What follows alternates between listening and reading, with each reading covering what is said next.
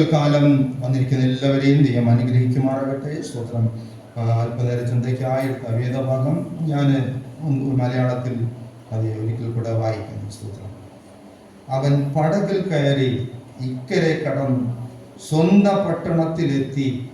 അവിടെ ചിലർ കിടക്കമേൽ കിടക്കുന്ന ഒരു പക്ഷപാതക്കാരനെ അവൻ്റെ അടുക്കൽ കൊണ്ടുവന്നു. യേശു അവിടെ വിശ്വാസം കണ്ട് പക്ഷപാതക്കാരനോട്, മകനെ, ധൈര്യമായിരിക്ക, നിന്റെ പാപങ്ങൾ മോചിച്ചു തന്നിരിക്കുന്നു എന്ന് പറഞ്ഞു. പകൽക്കാലം ദൈവം അതേ നമ്മെ ആശീർവദിക്കട്ടെ. സ്തോത്രം. യേശു ലോകത്തിലായിരുന്നപ്പോൾ ചെയ്ത ഒരു അത്ഭുതമാണ് നാം വായിച്ചത്. സ്തോത്രം. യേശു രോഗികളെ സൗഖ്യമാക്കിയതിന്റെ ഉദ്ദേശം എന്താണ്? ഈ ലോകത്തിൽ അനേക ആയിരക്കണക്കിന്, ആയിരമല്ല എണ്ണമില്ലാത്ത രോഗികളെ യേശു സൗഖ്യമാക്കി. രോഗികൾ എന്ന് പറയുമ്പോൾ പിശാചിനാൽ ബാധിക്കപ്പെടുന്ന ഒരു കൂട്ടർ അങ്ങനെയുണ്ട്.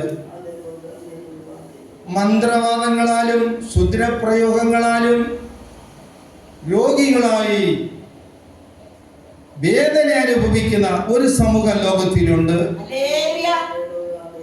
ശാരീരികമായി വീണും തട്ടുമുട്ടും കൊണ്ട് വ്യാധിയായി ഒരു വലിയ സമൂഹമുണ്ട്. ഇന്നും മലിനമായ ആഹാരങ്ങൾ ശ്വസിക്കുന്ന പ്രാണവായു, ഇങ്ങനെ മനുഷ്യർ പല വിധത്തിൽ രോഗികളാണ്. അപ്പോൾ യേശു ഇവരെല്ലാവരെയും സൗഖ്യമാക്കിയിട്ടുണ്ട്.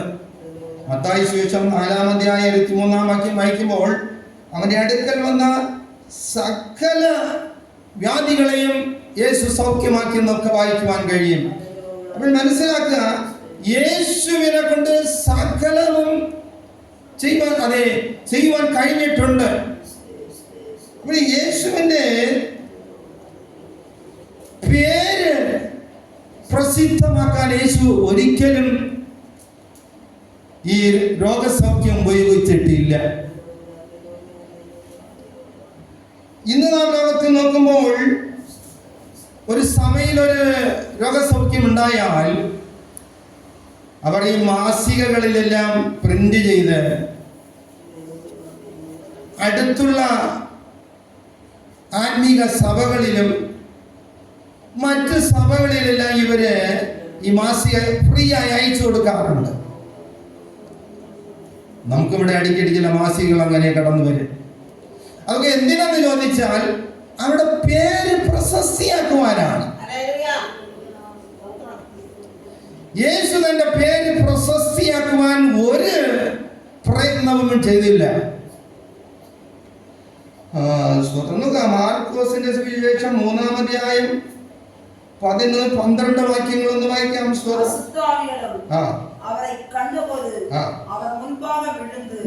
അശുദ്ധാത്മാക്കൾ യേശുവിനെ കണ്ടിട്ട് യേശുവിന്റെ പാദത്തിൽ വീണ്, നീ ദൈവത്തിന്റെ പുത്രൻ എന്ന് ഉറക്കെ നിലവിളിച്ച്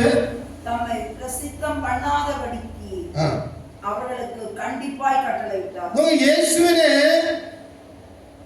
നീ ദൈവത്തിന്റെ പുത്രൻ എന്ന് പരസ്യമായി നിലവിളിച്ചു. യേശു എന്ത് ചെയ്യുന്നറിയുമോ? കർശനമായിട്ട് മിണ്ടരുത്, പ്രസിദ്ധമാക്കരുത്, വളരെ ശാസിച്ച് അവയെ തുരത്തിയിട്ടുണ്ട്. യേശുവിന്റെ സൗഖ്യം പേരിനോ പ്രശസ്തിക്കോ വേണ്ടി യേശു ചെയ്തതല്ല. സ്തോത്രം. മനുഷ്യൻ വിടുതൽ പ്രാപിച്ച്, സൗഖ്യം പ്രാപിച്ച്, ശക്തി പ്രാപിച്ച് അവൻ അനുഗ്രഹിക്കപ്പെട്ടവനായി നിത്യരാജ്യത്തെ നോക്കി യാത്ര ചെയ്യണം. ഈ ഏക ഉദ്ദേശത്തിലാണ് യേശു രോഗികളെ സൗഖ്യമാക്കിയത്. മാത്രമല്ല, ഒരു സ്ഥലത്തിൽ യേശു രോഗികളെ സൗഖ്യമാക്കിയിട്ട് മറ്റൊരു സ്ഥലത്തിൽ പോകുമ്പോൾ, ഞാൻ ഇന്നിടത്ത് മരിച്ച ഒരാളിനെ എഴുന്നേൽപ്പിച്ചോ എന്ന് യേശു ഒരിടവും പറഞ്ഞിട്ടില്ല. തന്നെ ഒരിടവും യേശു അങ്ങനെ പ്രസിദ്ധീകരിച്ചിട്ടില്ല. ഇവിടെ വെള്ളച്ചിപ്പാറ തന്നെ 1-2 രോഗികളെ സൗഖ്യമാക്കിയിട്ട് അടുത്ത് വെള്ളടയോ കൊടപ്പനമുട എന്ന് പ്രസംഗിക്കുമ്പം, ഞാനിങ്ങനെ വെള്ളച്ചിപ്പാറ ഇങ്ങനെ കിടന്ന ഒരാളെ സൗഖ്യമാക്കി എന്ന് യേശു പറഞ്ഞിട്ടില്ല. കാരണം യേശു തന്നെ കുറിച്ച് ഈ ലോകത്തിൽ പ്രസിദ്ധമേ ആക്കിയിട്ടില്ല. ഈ പിശാചുക്കൾ നീ ദൈവത്തിന്റെ പുത്രൻ എന്ന് നിലവിളിക്കുമ്പോൾ,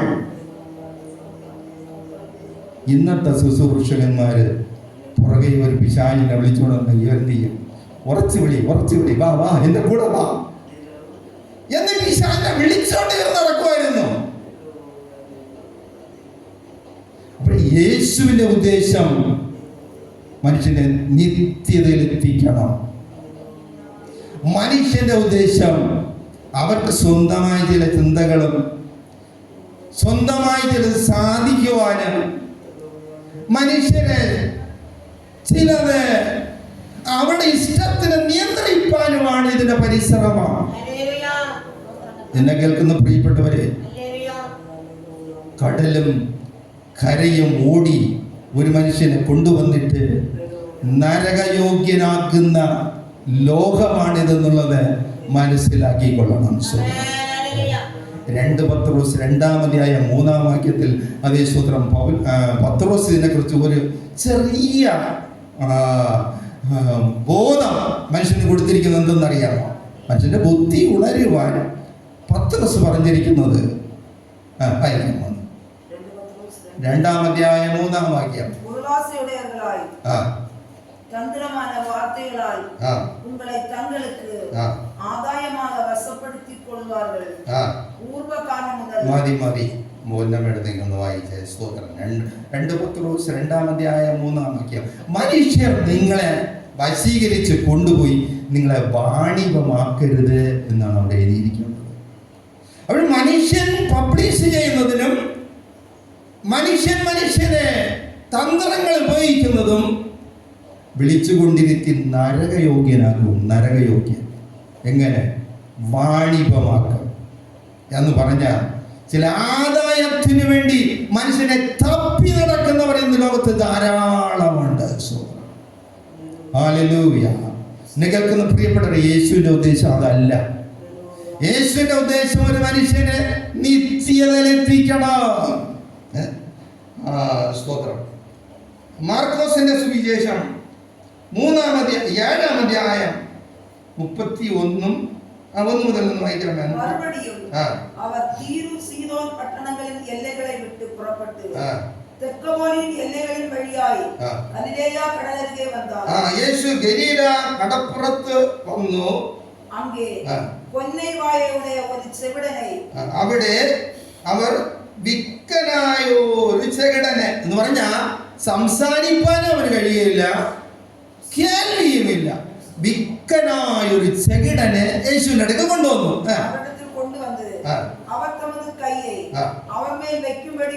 കൊണ്ടുവന്നിട്ട് ഈ ഗലീലയുള്ള ഇവര് പറഞ്ഞത്, യേശുവേ നിന്റെ കൈ ഒന്ന് ഇവന്റെ മേലെ വയ്ക്കണം. അപ്പോഴേ അവർക്കറിയാം യേശു കൈ വെച്ചാൽ ഇവന് സൗഖ്യമാവും. യേശു എന്ത് ചെയ്യുന്ന അറിയാമോ? ഇവനെ വേറിട്ട് തനിച്ചു കൊണ്ടുപോയി ജനക്കൂട്ടത്തിൽ നിന്നും തനിച്ചു കൊണ്ടുപോയി അപ്പോൾ യേശു പരസ്യമായിട്ട് ചെയ്യാൻ തയ്യാറായിട്ടില്ല. ചിലത് പരസ്യമായി ചെയ്തേ പറ്റുള്ളൂ. എല്ലാവരും വിശന്നിരിക്കുന്നു, 2-3 ദിവസം കൊണ്ട് ഇവർക്കെല്ലാം ഭക്ഷിപ്പാൻ കൊടുക്കണം. ശിഷ്യന്മാരോട് കൊടുക്കാൻ പറഞ്ഞപ്പോൾ അവർ പറഞ്ഞു, അയ്യോ അതിനിപ്പോൾ 200 പണത്തിനെങ്കിലും വാങ്ങണം. നിങ്ങളുടെ കൈവശം എന്തുകൊണ്ട് 5 അപ്പവും 2 മീനും കൊണ്ടുവരാൻ പറഞ്ഞു. അത് പരസ്യമായി പ്രാർത്ഥിച്ച് പരസ്യമായി അങ്ങ് ചെയ്തു. ഇവിടെ ഈ കുരുടന് ഊമനുമായവന് വേരിട്ട് കൊണ്ടുപോയി അവന്റെ ചെവിയിൽ വിരലിട്ട് അവന്റെ നാവിൽ അവനെ തനിയെ അழைத்து கொண்டு പോയി തമ്മുடைய വിരലുകളെ അവൻ കാതുകളിൽ வைத்து ഉമിഴ്ந்து അവന്റെ നാവை தொட்டு ഉമിനീർ അവന്റെ നാവിൽ തൊട്ട് വാനത്തെ അണ്ണാന്ന് പാർത്ത് സ്വർഗത്തേക്ക് നോക്കി പ്രാർത്ഥിച്ചു. എന്നിട്ട് അണ്ണാന്ന് സ്വർഗത്തേക്ക് നോക്കി 5 അപ്പവും 2 മീനും അവൻ കയ്യിലെടുത്ത് വാഴ്ത്തി സ്വർഗത്തേക്ക് നോക്കി അനുഗ്രഹിച്ചു കൊടുത്തു. അതുപോലെ രോഗിയെയും സ്വർഗത്തേക്ക് നോക്കി നെടുവീർപ്പിട്ടു എന്നാണ് അവിടെ മലയാളത്തിൽ എഴുതിയിരിക്കുന്നത്. പെരുമൂച്ച് വിട്ട് എപ്പത്താ എന്ന് പറഞ്ഞു.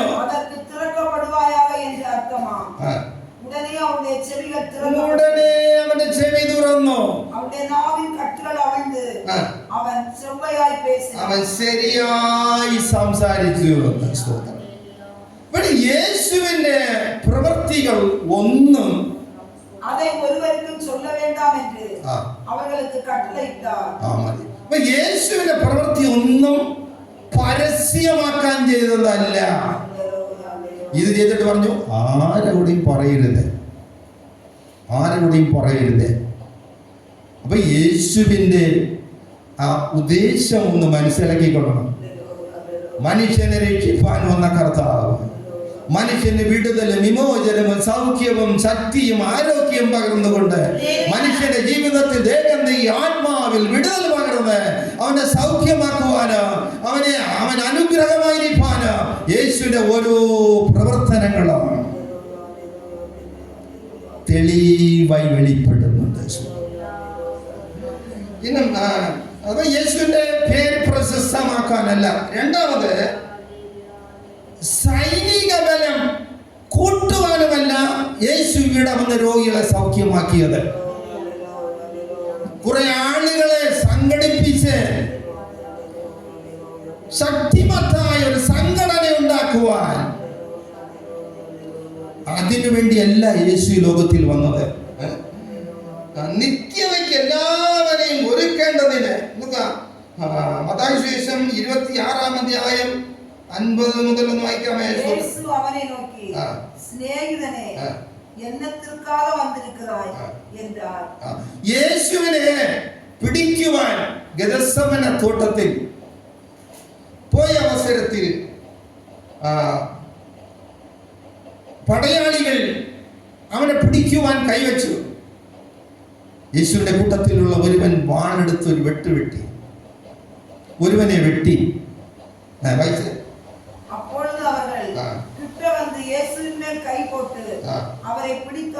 അവർ യേശുവിനെ പിടിച്ചു. ഒരുവൻ കൈ നീട്ടി തൻ പട്ടയത്തെ ഉരുവി പ്രധാന ആസാര്യനുடைய വേലക്കാരനെ കാതറ വെട്ടിനാൻ. ഒരുവനെ വെട്ടി. அப்பொழுது இயேசு அவனை நோக்கி உன் பட்டயத்தை திரும்ப உன் உறையிலே போடு. വാൾ ഉറയിലിടുക. പട്ടയത്തെ എടുக்கிற വാൾ എടുക്കുന്നവൻ വാളാൽ മരിക്കും. പട്ടയത്താൽ മടിഞ്ഞു പോവാர்கள். ഞാൻ ഇപ്പോൾ എൻ പിതാവേ വേണ്ടി. ഇത് പറഞ്ഞിട്ട് യേശു പറഞ്ഞത് എന്താ അറിയുമോ? ഞാൻ ഇപ്പോൾ സ്വർഗത്തിൽ നിന്നും 12 ലഗിയോനിലധികം ദൂതന്മാരെ എന്റെ മുമ്പ് നിർത്തുവാൻ എനിക്ക് അപേക്ഷിച്ചുകൂടായോ?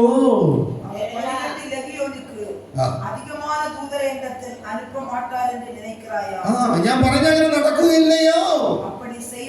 യേശു തന്റെ കൂടെയുള്ള ഒരു വാളെടുത്തു മഹാപുരോഹിതന്റെ ദാസനെ വെട്ടി അവനോട് യേശു ചോദിക്കുന്നത് ഇതാ. ഈ ലോകത്തിൽ ഒരു സൈന്യം സംഘടിപ്പാനല്ല യേശു വന്നത്. സൈന്യത്തെ യേശു ഉണ്ടാക്കണം എന്നുണ്ടെങ്കിൽ ഒരു ദൂതൻ വന്നാൽ മതിയല്ലോ. അശൂർ പാളയത്തിൽ 1,85,000 പേരെ കൊന്ന ഒരു ദൂതൻ മതിയല്ലോ. എന്നെ കേൾക്കുന്ന പ്രിയപ്പെട്ടവരെ, യേശുവിന്റെ ഉദ്ദേശം മാനവജാതിയുടെ രക്ഷയാണ്. ഹല്ലേലൂയ. യേശുവിനെ ആര് അതേ പിൻപറ്റിയാലും യേശുവിന്റെ വാക്ക് കേട്ടാലും അവന്റെ ജീവിതത്തിൽ നന്മയും അനുഗ്രഹവും വിടുതലും ഉണ്ടാകുമെന്നുള്ളത് നിശ്ചയമാണ്. അപ്പോൾ യേശു വന്നതിന്റെ ഉദ്ദേശം ഒന്ന് യേശുവിന്റെ പേര് പ്രശസ്തമാക്കാനല്ല. രണ്ടാമത് യേശു ഒരു സൈന്യം ശേഖരിപ്പാനുമല്ല വന്നത്. പിന്നെ എന്തിനാണ് യേശു വന്നത്? വായിച്ച മത്തായി സുവിശേഷത്തെ തന്നെ നമുക്ക് തന്നെ ഒന്ന് നോക്കാം. സ്തോത്രം. യേശുവിനെ എന്തിനു വന്നു? മത്തായി സുവിശേഷം 9-ാം അധ്യായം 2-ാം വാക്യം. യേശുവിൽ വിശ്വസിച്ചവരുടെ വിശ്വാസം കണ്ടിട്ട്, യേശുവിൽ വിശ്വസിച്ചവരുടെ വിശ്വാസം കണ്ടിട്ട് അവരുടെ വിശ്വാസത്തെ ശക്തീകരിക്കാനാണ് യേശു രോഗികളെ സൗഖ്യമാക്കിയത്. യേശു അവരുടെ വിശ്വാസത്തെ കണ്ട് തിമിർവാദക്കാരനെ നോക്കി, മകനെ തുടങ്ങുമ്പോൾ പാവങ്ങൾ നിനക്ക് മன்னிக்கப்பட்டது என்றார். അവിടെ വിശ്വാസം യേശു കണ്ടു. കണ്ടിട്ടാണ് ആ രോഗം യേശു അവരെ സൗഖ്യമാക്കിയത്. യേശു രോഗസൗഖ്യമാക്കുമ്പോൾ യേശുവിന് ഒരു എയ്യുമുണ്ട്. എന്തെന്നറിയാമോ? ഇവിടെ വിശ്വാസം ശക്തിപ്പെടണം. അതിന്റെ യോഹന്നാൻ സുവിശേഷം 2-ാം അധ്യായം 11-ാം വാക്യത്തിൽ ഇരിക്കുന്നു. സ്തോത്രം. യേശു ശിഷ്യന്മാരെ ഗലീല കടപ്പുറത്തൂടെ കടന്നു പോകുമ്പോൾ പത്രോസും യാക്കോബ് യോഹന്നാൻ മീൻ പിടിക്കുന്നത് കണ്ടു. അവരോട് പറഞ്ഞു, എൻ്റെ പിന്നാലെ വരുവേൻ, ഞാൻ നിങ്ങളെ മനുഷ്യരെ പിടിക്കുന്നവരാക്കുമെന്ന്. അപ്പോൾ ഈ പത്രോസിനും യാക്കോബ് യോഹന്നാനും മനുഷ്യരെ പിടിക്കുന്നത് എന്തെന്ന് ഇവർക്ക് അറിയില്ല. അന്ന് നരഭോജികളുണ്ട്. ആ കാലത്ത് മനുഷ്യനെ തന്നെ പിടിച്ച് ആഹാരമാക്കുന്ന നരഭോജികൾ അക്കാലത്തുണ്ട്. ഇവർ യേശു മനുഷ്യരെ പിടിക്കുവാൻ വരുമെന്ന് വിളിച്ചപ്പോൾ ഇവർക്ക് യേശു രക്ഷിക്കുന്നവൻ, യേശു യോഹന്നാൻ സ്നാപകൻ പ്രസംഗിച്ചുള്ള കാര്യങ്ങൾ, ഇതാ ലോകത്തിന്റെ പാപം ചുമക്കുന്ന ദൈവത്തിന്റെ കുഞ്ഞാട്. യെശയ്യാവിന്റെ പുസ്തകം 53-ാം അധ്യായത്തിൽ അതെ, അവൻ രാജാവാകും, അവൻ മുറിവേറ്റവനായി അവൻ ഇങ്ങനെ മരിക്കും, ഇങ്ങനെയുള്ള സംഭവങ്ങൾ ന്യായപ്രമാണത്തിലുള്ള കാര്യം ഇവർക്കറിയാം. അപ്പോൾ ഇവർക്ക് യേശു പറഞ്ഞ ഈ സംഭവം അറിയില്ല. എങ്കിലും ഇവർക്ക് അല്പം വിശ്വാസം ഉണ്ടായിരുന്നു. ഇവർ യേശുവിനെ അനുഗമിച്ചു പോയപ്പോൾ യേശു എന്ത് ചെയ്തെന്ന് അറിയാമോ? കാനാവൂർ കല്യാണ വീട്ടിൽ 2-ാം അധ്യായം യോഹന്നാൻ 2:11 പോയപ്പോൾ പച്ചവെള്ളം വീഞ്ഞാക്കി. യേശു ഇങ്ങനെ ഇത് ആദ്യത്തെ അത്ഭുതമായി ചെയ്തപ്പോൾ അവരുടെ ശിഷ്യകൾ അവന്റെ ശിഷ്യന്മാർ അവനിൽ വിശ്വസിച്ചു എന്നാണ് മലയാളത്തിൽ കാണുന്നത്. യേശു കാനാവൂരിൽ ചെയ്ത ഈ അത്ഭുതം ശിഷ്യന്മാർ വിശ്വസിക്കാൻ വേണ്ടി ചെയ്തതാണ്. അവനാദ്യം ചെയ്ത ഈ അത്ഭുതം ശിഷ്യന്മാർ കണ്ട് അവനിൽ വിശ്വസിച്ചു. പ്രിയപ്പെട്ടവർ, നമ്മുടെ ജീവിതത്തിലുള്ള ചെറിയ അത്ഭുതം, ചെറിയ വിശ്വാസം ഉണ്ടെങ്കിൽ അത് വർദ്ധിക്കുവാൻ, ശക്തിപ്പെടുവാൻ യേശു അത്ഭുതം ചെയ്യുന്ന ദൈവമാണ്. അതാണ് യേശുവിന്റെ അടുക്കൽ വരുന്ന എല്ലാവരോടും ചോദിക്കും, നീ വിശ്വസിക്കുന്നോ? നിനക്ക് വിശ്വാസമുണ്ടോ? നീ വിശ്വസിക്കുന്നോ? വിശ്വസിക്കുന്നു എന്ന് പറയുമ്പോൾ കർത്താവ് വിശ്വാസം ശക്തിപ്പെടാൻ, നിന്റെ വിശ്വാസം പോലെ നിനക്ക് ഭവിക്കട്ടെ എന്ന് പറയും. എന്നെ കേൾക്കുന്ന പ്രിയപ്പെട്ടവർ, നമ്മുടെ ജീവിതത്തിൽ വിശ്വാസത്തെ വളരുമാറാക്കേണ്ട ഉത്തരവാദിത്വം നമുക്കുള്ളതാണ്. നമുക്കൊരു വിശ്വാസം ക്രിസ്തുവിൽ ഉണ്ടെങ്കിൽ അതിനെ വളരുമാറാക്കുന്നത് സ്വർഗ്ഗത്തിലെ ദൈവം. എങ്ങനെ വിശ്വാസം നമ്മളിൽ വളരും? വിശ്വാസം ചുമ്മാ വരുന്നതല്ല, അതിന് നമ്മുടെ ഒരു വില കൊടുക്കണം. അതെങ്ങനെ നമുക്ക് നമ്മുടെ വിശ്വാസത്തെ വളരുമാറാക്കാൻ കഴിയും? റോമാലേഖനം 10-ാം അധ്യായം 17-ാം വാക്യത്തിൽ പറയുന്നു, വിശ്വാസം കേൾവിയാൽ വരും എന്ന് പറഞ്ഞ ദൈവത്തിന്റെ വചനം, ഇത് ദൈവവചനം എന്ന് പറയുമ്പോൾ ഇത് ദൈവവചനം തന്നെയാണ്. ഈ വേദപുസ്തകത്തിൽ പറഞ്ഞിട്ടുള്ള വചനങ്ങൾ 100% അതുപോലെ നിറവേറി കഴിഞ്ഞു. ഇനി അതോ ചിലത് എന്നുള്ളതേ ഉള്ളൂ. അപ്പോൾ ഈ വചനം കേൾക്കുമ്പോൾ ഇത് പൂർണ്ണമായി നമ്മൾ വിശ്വസിക്കണം. വചനം കേൾവിയാൽ വരും. അപ്പോൾ നമ്മളിലൊരു വിശ്വാസം ഉണ്ടാകണമെങ്കിൽ വചനം കേൾക്കണം. ഇന്നും ഒന്നുകൂടെ പറഞ്ഞു കഴിഞ്ഞാൽ വചനം വായിക്കണം. വചനം വായിക്കാതെ, വചനം കേൾക്കാതെ ഒരുവന്റെ ജീവിതത്തിൽ വിശ്വാസം വളരുകയില്ല. എന്ത് സത്യവചനം കേൾക്കണം. ഭൂലോകത്തിൽ നിന്ന് ഇഷ്ടംപോലെ വചനങ്ങളുണ്ട്. ഒരാൾ പ്രസംഗിക്കുന്നത് കേട്ടാലും ബൈബിൾ വായിച്ച് ഇത് ശരിയാണോ എന്ന് നാം ശോധന ചെയ്യണം. വചനമില്ലാതെയുള്ള പ്രസംഗം കൂടുതലും കേൾക്കാൻ പോകരുത്. പൗലോസ് പറയുന്നത് വചനം പ്രസംഗിക്കുക എന്നാണ് പറയുന്നത്. വചനം, വചനമില്ലാത്തൊരു ദൂതല്ല. കഥ പ്രസംഗിക്കുന്നവരുണ്ട്. കഥ, അതൊന്നും പ്രസംഗമല്ല. അതെല്ലാം പരിസര ശുദ്ധീകരണങ്ങളാണ്. രാഷ്ട്രീയ നിലയിൽ ലോകത്തെ, ദേശത്തെ ഇരിക്കുന്ന ചുറ്റുപാടിനെ വിശുദ്ധിയിൽ സൂക്ഷിക്കാനുള്ള ദൂതാണ്. അതല്ല ദൈവത്തിന്റെ വചനം. ഒരു മനുഷ്യന്റെ അകത്ത് ജീവൻ വരുവാൻ, അതെ ജീവൻ വരുത്തുന്നതാണ് ദൈവത്തിന്റെ വചനം. ഹല്ലേലൂയ. വചനം കേൾക്കണം. ഈ കഴിഞ്ഞ 2 മാസമായി, സ്തോത്രം, 2-3 മാസമാകും, കോട്ടയത്തൊരു കൺവെൻഷൻ നടന്നു. ഹോപ്പ് സെലിബ്രേഷൻ എന്നായിരുന്നു അതിൻ്റെ പേര്.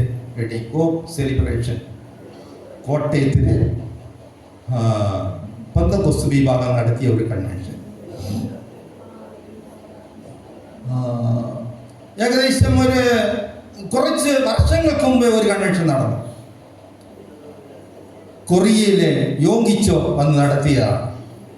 അപ്പോഴെല്ലാം ഓരോ പെന്തക്കോസ്ത് സഭയിലും 25 പേര്, 100 പേര്, കൂടി മറിഞ്ഞാൽ 200 പേര്, ഇത്രയും ഓരോ പെന്തക്കോസ്ത് സഭയിലും അംഗങ്ങൾ ഉണ്ടായിട്ടുണ്ട്.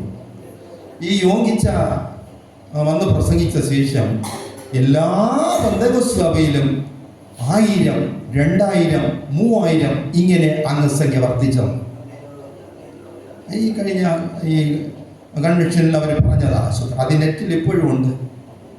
അപ്പോൾ മനസ്സിലാക്കണം, ഒരു വചനം, സത്യവചനം കേൾക്കുമ്പോൾ ദൈവശക്തി നമ്മുടെ മേലെ പാഞ്ഞിറങ്ങാണ്.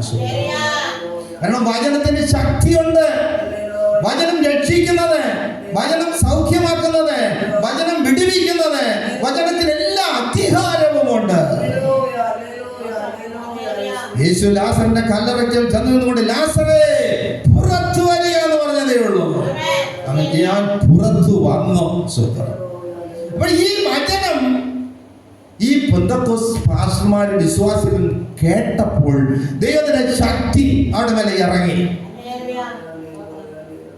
ശേഷമാണ് കോട്ടയത്തുള്ള പെന്തക്കോസ്ത് സഭകളിലെല്ലാം 1000, 2000, 3000 ഇങ്ങനെ അംഗസംഖ്യകളുണ്ടെന്ന്. അതിൻ്റെ ഓർമ്മയ്ക്കാണ് അവർ ഇപ്പോഴും നടത്തിയ കൺവെൻഷൻ, ഹോപ്പ് സെലിബ്രേഷൻ എന്ന് പറഞ്ഞൊരു കൺവെൻഷൻ നടത്തി. അപ്പോൾ മനസ്സിലാക്കണം, ഒരുവന്റെ ജീവിതത്തിൽ വിശ്വാസം വർദ്ധിക്കണമെങ്കിൽ വചനം അവൻ കേൾക്കണം, വചനം വായിക്കണം. വചനം വായിക്കാത്ത ഒരു മനുഷ്യനെ, ഒരു വ്യക്തിയെ ദുരുപദേശക്കാർ വശീകരിച്ചു കൊണ്ടുപോകും. ചതിക്കും അവർ കുഴിവെട്ടി. ഒരു വ്യക്തിക്ക് വചനവായനയും പ്രാർത്ഥനയും ഉണ്ടെങ്കിൽ അവന്റെ ജീവിതത്തിൽ സകല അനുഗ്രഹവും ദൈവം പകരം, സകല അനുഗ്രഹവും പകരം. വചനവായനയും പ്രാർത്ഥനയും ഉണ്ടെങ്കിൽ അവന്റെ ജീവിതം അനുഗ്രഹിക്കപ്പെടും.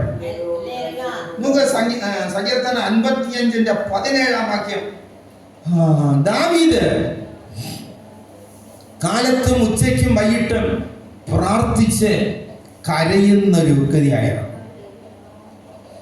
അച്ചടിക്കാൻ 1-2 കാര്യം പറഞ്ഞു പോകുന്നതല്ല കേട്ടോ ഈ പ്രാർത്ഥന എന്ന് പറയുന്നത്. രാവിലെയും വൈകിട്ടും സങ്കടം ബോധിപ്പിച്ച് കരയുന്നവനായിരുന്നു ദാവീദ്. എടുത്തോണ്ട് വായിക്കണേ. അന്തിസന്ധി മധ്യാഹ്ന വേളയിലോ ഞാൻ ധ്യാനം പണി മുറയിടുവേ അവരെ ശബ്ദത്തെ കേൾപ്പാൻ. അപ്പോൾ നോക്കുക, ഇങ്ങനെ പ്രവർത്തിച്ച ദാവീദിനെ സ്വർഗത്തിലെ ദൈവം രാജാവായി ഉയർത്തി. ദാവീദിനെ ഉയർത്തിയത് ആര്? എൻ്റെ അപ്പനല്ല, എൻ്റെ അമ്മയല്ല, എൻ്റെ നാട്ടുകാരല്ല, അവിടുത്തെ രാജാവല്ല അവനെ ഉയർത്തിയത്. അവനെ ഉയർത്തത് യേശു കർത്താവ്, സ്വർഗത്തിലെ ദൈവമാണ് ഉയർത്തിയത്. ഇന്ന് കേൾക്കുന്ന പ്രിയപ്പെട്ടവരെ, രാവിലെയും ഉച്ചയ്ക്കും വൈകിട്ടും അന്തി സന്ധി മധ്യാഹ്നം കണ്ണുനീരോട് പ്രാർത്ഥിക്കുന്ന ഒരു ജീവിതമുണ്ടെങ്കിൽ രാജസ്ഥാനത്ത് വരെ ദൈവം ഉയർത്തുവാൻ ശക്തനാണ്. ഹല്ലേലൂയ. ഇനി നോക്കുക, ദാനിയേൽ പ്രവചനം 6-ാം അധ്യായം 10-ാം വാക്യം. ദാനിയേൽ പ്രവചനം 6:10.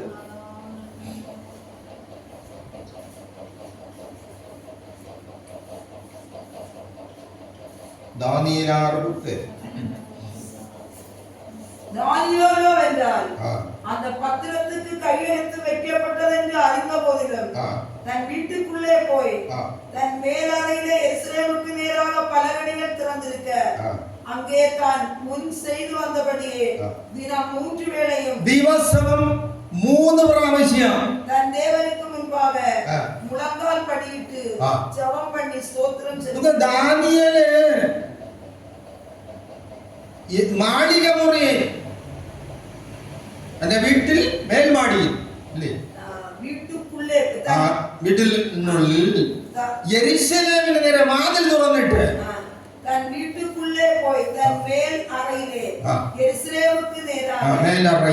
യെരൂശലേമിന് നേരെ വാതിൽ തുറന്നിട്ട് 3 പ്രാവശ്യം പ്രാർത്ഥിക്കുന്നവനായിരുന്നു. പക്ഷേ ദാനിയേലിനെ കൊല്ലുവാൻ ദേശം മുഴുവനും മേലധികാരികൾ പരിശ്രമിച്ചു. 120 ദേശാധിപതിമാർ ഒരുമിച്ച് ഒറ്റക്കെട്ടായി നിന്ന് ദാനിയേലിന് വിരോധമായി കൽപ്പന എഴുതിപ്പിച്ചു രാജാവിനെ വിട്ട്. ദാനിയേലിന്റെ ജീവിതം, ദൈവമേ നിന്റെ ഇഷ്ടം എന്നിൽ നടക്കട്ടെ, എന്നെ തരുന്നെന്ന് പറഞ്ഞ് ദൈവകരങ്ങളിൽ പൂർണ്ണമായി അർപ്പണം ചെയ്തു. നമ്മുടെ ജീവിതത്തിൽ ഒരു അനുഗ്രഹം വേണമോ, ജീവിതത്തിൽ ഒരു ആശീർവാദം വേണമോ, മഹിമയിൽ കർത്താവിന്റെ സന്നിധാനം നിൽക്കണമോ, സാനന്ദത്തോട് ദൈവസന്നിധാനത്തിൽ എത്തിച്ചേരണമോ, ആ ഓരോ അതേ ദിവസങ്ങളും ദൈവമുഖം നാം കാണേണ്ടതുണ്ട്. ദൈവമുഖം കാണാത്ത ഒരു വ്യക്തിയും ദൈവം മുൻപാകെ തേജസ്സോട് നിൽക്കാൻ കഴിയുകയില്ല. അനുദിനവും ദൈവമുഖം നോക്കി നമ്മുടെ ജീവിതം ദൈവ തേജസ്സിന്റെ മുമ്പാകെ നിൽക്കുവാൻ ഒരുക്കുന്ന ഒരു വ്യക്തി മാത്രമേ ദൈവത്താൽ അനുഗ്രഹിക്കപ്പെടുകയുള്ളൂ. സിംഹത്തിന്റെ കുകയിൽ കൊണ്ടവരെ ഇട്ടു. രാജാവ് സ്നേഹിക്കുന്ന ഒരു വ്യക്തിയും കൂടെയാണ് ദാനിയേൽ. കാരണം രാജാവിന് നഷ്ടം വരാതെ ഈ ദാനിയേൽ ആണ് കാത്തു പരിപാലിച്ചു പോകുന്നത്. ഇന്ന് നമ്മുടെ നാട്ടിൽ തന്നെ റവന്യൂ ഡിപ്പാർട്ട്മെന്റിനെ നോക്കുമ്പോൾ കരംപിരിവ് ഡിപ്പാർട്ട്മെന്റിനെ എവിടെ നോക്കിയാലും ഒരു കുറച്ച് ഗവൺമെന്റിന് എത്തിച്ചേരാനുള്ള സാധ്യതയുള്ളൂ. അറിഞ്ഞവർക്കതറിയാം. ഇതുപോലെ തന്നെ ദാനിയേലിന്റെ കാലത്ത് അപ്പോൾ ദാനിയേല് വിശ്വസ്തനും നീതിമാനുമായിരുന്നത് കൊണ്ട്, പ്രാർത്ഥിക്കുന്നവനുമായിരുന്നു കൊണ്ട് ദൈവം ദാനിയേലിനെ സിംഹത്തിന്റെ കുകയിൽ നിന്നും രക്ഷിച്ചു. പുറത്തു വന്നപ്പോൾ രാജാവിനെ ഉയർത്തി, രാജാവിന്റെ അടുത്ത സ്ഥാനം വരെ ഉയർത്തി. എന്നെ കേൾക്കുന്ന പ്രിയപ്പെട്ടവരെ, പ്രാർത്ഥിച്ച ആരാണ് നശിച്ചിട്ടുള്ളൂ? പ്രാർത്ഥിക്കാത്ത ധാരാളം പേര് നശിച്ചിട്ടുണ്ട്. പ്രാർത്ഥിക്കുന്നവർ തൽക്കാലം ബുദ്ധിമുട്ടിൽ കടന്നുപോയാലും അടുത്ത നിമിഷം അവിടെ ഉയർവ് കുതിച്ചുയർന്നു ഉയരുക.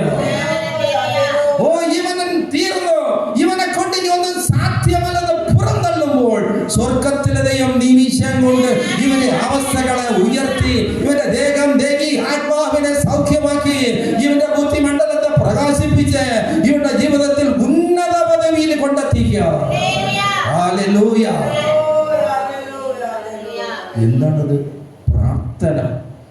ദൈവത്തിന്റെ മുഖം നോക്കുന്ന അനുഭവം. ഏതു മനുഷ്യനും വിടുതല് കടന്നു വരുന്നത് ഉയരുന്നതാണ്. താഴ്ത്തുവാനും ഉയർത്തുവാനും അധികാരമുള്ള സ്വർഗത്തിലെ ദൈവമാണ് ഒരുവനെ ഉയർത്തുന്നത്. ഹല്ലേലൂയ. വചനം കേൾക്കണം, പ്രാർത്ഥിക്കണം.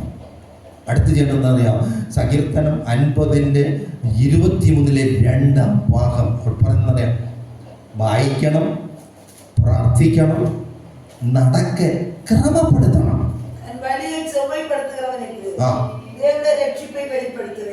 നടക്കെ ക്രമപ്പെടുത്തണം. ഒരു വിശ്വാസിയുടെ ആകെ ഉത്തരവാദിത്വം ഇത്രയും തന്നെയാണ്. വചനം വായിക്കണം, വചനം കേൾക്കണം, പ്രാർത്ഥിക്കണം, ജീവിതത്തെ ക്രമപ്പെടുത്തണം. എല്ലാരും ജീവിക്കും പോലെ ഒന്നും നമുക്ക് ജീവിക്കാനുള്ള സ്വാതന്ത്ര്യം ബൈബിൾ തന്നിട്ടില്ല. ഒരു ദൈവമയന്റെ ടോട്ടൽ ഉത്തരവാദിത്വം ഇത് മൂന്നുമാണ്. ദൈവസഭയിൽ ദൈവം വിളിച്ചു കൊണ്ടുവരുന്ന ഒരു ദൈവവൈതലിന്, സഭയിലുള്ള ഒരു ദൈവവൈതലിന്, ജീവിക്കുന്ന ഒരു ദൈവവൈതലിന് ആകമാനം ഈ മൂന്ന് ഉത്തരവാദിത്വമേ ഉള്ളൂ. കേൾക്കുന്ന വചനം ദൈവവചനം തന്നെയോ ശോധന ചെയ്യണം, അതനുസരിപ്പാൻ പരിശ്രമിക്കണം. അനുസരിപ്പാൻ കഴിവില്ലെങ്കിൽ സ്വർഗത്തിൽ ദൈവത്തോട് പ്രാർത്ഥിക്കണം, ദൈവം ഇന്ന കൽപ്പന എനിക്ക് അനുസരിപ്പാൻ കഴിയുന്നില്ല, എന്നെ സഹായിക്കണമേ എന്ന് രാവിലെയും ഉച്ചയ്ക്കും വൈകിട്ടും പ്രാർത്ഥിക്കണം. നിശ്ചയമായി ദൈവശക്തിക്ക് അതെ എല്ലാ കൽപ്പനയും അനുസരിപ്പാൻ കഴിവുള്ള കൽപ്പനകളെ ദൈവ മനുഷ്യന് ചുമതലയായി കൊടുത്തിട്ടുള്ളൂ. ഹല്ലേലൂയ. എന്റെ പ്രസംഗത്തിൽ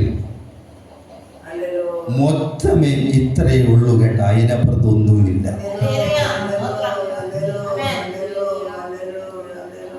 പൊന്നമ്മ ഞാന് അവിടെ മണത്തോട്ടത്തിൽ വന്ന ഒരു വർഷമായെന്തോ ആ അവസരമാണ് അവിടെ ആരാധനയ്ക്ക് വന്നത്. ഈ ലോകത്തിൽ സമ്പാദിച്ചു കൂട്ടാൻ വേണ്ടി ഒന്നും ഇന്ന് വരെ പ്രസംഗിച്ചിട്ടില്ല കേട്ടാ. വരുന്നവര് സ്വർഗത്ത് പോകണം, ഇതിന് എന്ത് ചെയ്യാൻ പറ്റുമോ അതെല്ലാം ഞാൻ ചെയ്തിട്ടുണ്ട്. ഇവിടെയും അങ്ങനെ തന്നെ. ഇവിടെ വന്നും 15-16 വർഷമാകുമ്പോൾ ഇവിടെ വന്നും ബീന സിസ്റ്ററുണ്ട് വന്നേ. ഇവിടെ പ്രസംഗിച്ചിട്ടുള്ളതും ദൈവരാജ്യത്തിനൊരുങ്ങുവേ, ദൈവരാജ്യത്തിനൊരുങ്ങുവേ, വിശുദ്ധരാകുവേ, വിശുദ്ധരാകുവേ, ദൈവത്തിനെ അനുസരിപ്പേ, പ്രാർത്ഥിപ്പേ, അതെ ഒരുങ്ങവേ, ഒരുങ്ങവേ, ഒരുങ്ങവേ എന്ന് പറഞ്ഞിട്ടുള്ളതല്ലാതെ എത്ര ദിവസം ദശാംശത്തിന് പ്രസംഗിച്ചെന്നുള്ളതെല്ലാം ബീനാശ്രീക്ക് അറിയാം. അവിടെ എത്ര ദിവസം പ്രസംഗിച്ചിട്ടെന്നുള്ളത് പൊന്നമ്മയ്ക്ക് അറിയാം. അതൊന്നും ആരെയും സ്വർഗത്ത് കൊണ്ടുപോകില്ല കേട്ടാ. സ്വർഗത്ത് കൊണ്ടുപോകണമെങ്കിൽ വചനം അനുസരിക്കണം, പ്രാർത്ഥിക്കണം, ജീവിതത്തെ തിരുവചന പ്രകാരം ക്രമീകരിക്കണം. തിരുവചനം തന്നെയൊന്ന് ചോദിച്ച് അത് പരിശോധിച്ച് നോക്കേണ്ടത് കേൾക്കുന്ന വ്യക്തിയുടെ ഉത്തരവാദിത്വമാണ്. ഇന്ന് ആകെ ലോകം തലകുത്തി പറയുന്ന ദൂതുകളാണ് ലോകത്തിൽ മനുഷ്യന് നൽകുന്നത്. യേശു പറഞ്ഞ ദൂതുകളല്ല ഭൂരിപക്ഷവും. അവർക്ക് ചില എയിമുണ്ട്, സംഘടനയ്ക്ക് ചില എയിമുണ്ട്, മനുഷ്യന് ചില എയിമുണ്ട്. ഭൂരിപക്ഷം അതാണ്. അതങ്ങ് പോക്കട്ടെ. സ്തോത്രം. അവിടെ നടക്ക ക്രമപ്പെടുത്തണം. അപ്പോൾ ഈ ചെറിയ വിശ്വാസം നമ്മൾ ഉണ്ടെങ്കിൽ കാഹളം കേൾക്കുമ്പോഴേ നമ്മളുടെ വിശ്വാസം ശക്തിപ്പെടും. കാഹളം കേൾക്കുമ്പോൾ യേശു ഈ വിശ്വാസം ശക്തിപ്പെടുവാൻ ഇവരെ സൗഖ്യമാക്കി. യേശു വിളിച്ചവർക്കെല്ലാം ചെറിയ ചെറിയ വിശ്വാസമേ ഉണ്ടായിരുന്നുള്ളൂ. യേശുവിന്റെ അടുക്ക വന്നവർക്കും അത് കേൾവിയിലുള്ള ചെറിയൊരു സാധനം ഉണ്ടായിരുന്നുള്ളൂ. യേശു അതിൽ നീ വിശ്വസിക്കുന്നു? ഓ കർത്താവേ, ഞാൻ വിശ്വസിക്കുന്നു. നിന്റെ വിശ്വാസം പോലെ ആകട്ടെ. ആ വിശ്വാസം ശക്തിപ്പെട്ടു. ഒരു കുരുടനായ ഒരു മനുഷ്യനെ യേശു സൗഖ്യമാക്കി. സൗത്തിലാണ് സൗഖ്യമാക്കിയത്. ന്യായശാസ്ത്രന്മാരും പരീശന്മാരും വന്ന് അപ്പനമ്മയോട് ചോദിച്ചു, ഇവനെ ആര് സൗഖ്യമാക്കിയത്? എവിടെ, എങ്ങനെ, ഏത് കാര്യം? യേശു സൗഖ്യമാക്കി എന്ന് പറഞ്ഞു കഴിഞ്ഞാൽ ഇവരെ പഴി പ്രഷറാക്കാം. ആ പള്ളിയിൽ പുറന്തല്ല. അവര് പറഞ്ഞു, അവന് പ്രായമുണ്ടല്ലോ, അവനോട് ചോദിക്കും. മതിയല്ല. അവൻ തള്ളി നിന്ന് അപ്പനും അമ്മയും ഒഴിഞ്ഞു മാറി. ഈ കുരുടനായി കാഴ്ച കിട്ടി അവനോട് ചോദിച്ചു, നിനക്ക് എങ്ങനെ സൗഖ്യമായി? അത് യേശു. അവൻ ശബ്ദം പ്രമാണിക്കാത്തതുകൊണ്ട് ഭാവിയാണ്, ദൈവമല്ല. അവൻ പറഞ്ഞു, ഭാവിയായ ഒരു മനുഷ്യൻ ഇങ്ങനെ കണ്ണ് തുറക്കാൻ കഴിയുമോ? ജന്മനാൽ കുരുടനായ എന്റെ കണ്ണവൻ തുറന്നു, അത് ഭാവിക്ക് എങ്ങനെ കഴിയും എന്ന് കുരുടൻ ചോദിച്ചു. അവന്റെ സഭയിൽ നിന്ന് അവർ പുറന്തള്ളി. യേശു ഒരിക്കൽ കപ്പുമ്പോ ഗലീല പോയ അവസരം ഇവരെ കണ്ടപ്പോൾ, നിനക്ക് സുഖമായില്ല? സുഖമായി. അവനിൽ നീ വിശ്വസിക്കുന്നുണ്ടോ? ഞാൻ അവനിൽ വിശ്വസിക്കാം. കർത്താവേ, അത് ആര്? യേശു പറഞ്ഞു, നീ അവനെ കണ്ടിട്ടുണ്ട്. അതാര്? ഞാൻ അവനെ വിശ്വസിക്കാം. അത് നിന്നോട് സംസാരിക്കുന്നവൻ തന്നെ. ഇവനുടനെ യേശുവിന്റെ പാദത്തിൽ വീണ്, കർത്താവേ, ഞാൻ വിശ്വസിക്കുന്നു നിലവിളിച്ചു പറഞ്ഞു. എന്നെ കേൾക്കുന്ന പ്രിയപ്പെട്ടവരെ, യേശു ഒരുവനെ നിത്യതയിൽ കൊണ്ടുപോകുവാൻ എന്തും ചെയ്തിരുന്ന ഒരു വ്യക്തിയാണ്. ഇനം ലൂക്കോസ് 15:18 വാക്യം കൂടെ. 15 ലൂക്കോസ് 15:18. ഇവിടെ ദൈവം നമുക്ക് വേണ്ടി എന്തെങ്കിലും ചെയ്യണമെങ്കിൽ നമ്മളിൽ വിശ്വാസത്തിന് എന്തെങ്കിലും കാണണം. വിശ്വാസം നമ്മുടെ വളരുവാൻ പ്രയത്നിക്കണം. എന്നാലേ കർത്താവിന് എന്തെങ്കിലും നമ്മളിൽ ചെയ്യാൻ കഴിയുള്ളൂ. വിശ്വാസമുണ്ടെങ്കിൽ നമ്മൾ എന്തെങ്കിലും ചെയ്യും. നമുക്ക് യേശു വിശ്വാസം ഉണ്ടെങ്കിലേ നമ്മൾ എന്തെങ്കിലും ചെയ്യും. എന്തെങ്കിലും ചെയ്യുന്ന പറഞ്ഞാൽ പ്രാർത്ഥിക്കാം, വചനം വായിക്കാം, ജീവിതത്തെ ക്രമീകരിക്കാം. എന്തെങ്കിലും കർത്താവ് കാണാൻ നമ്മുടെ ജീവിതത്തിൽ കാണാം. വിശ്വസിക്കുന്ന എല്ലാവരെയും കർത്താവ് നോക്കിയപ്പോൾ അവരുടെ വിശ്വാസം കണ്ടു അവരെ സൗഖ്യമാക്കി എന്നാണ് പറയുന്നത്. നമുക്ക് അവിടെ ഒരു മനുഷ്യനെ കാണാൻ കഴിയും.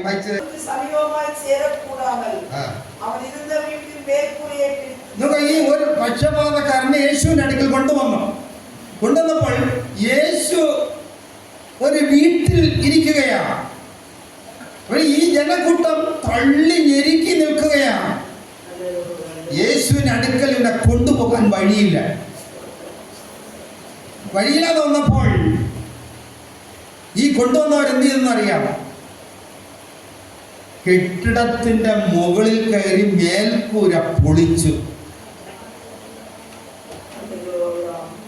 ജനസമൂഹത്തിന്റെ തള്ളൽ നിമിത്തം ഈ പക്ഷപാത രോഗിയെ ചിലരെടുത്തോണ്ട് പോകുന്ന യേശുവിന്റെ അടുക്കൽ കൊണ്ടുപോകാൻ കഴിയാത്തത് കൊണ്ട്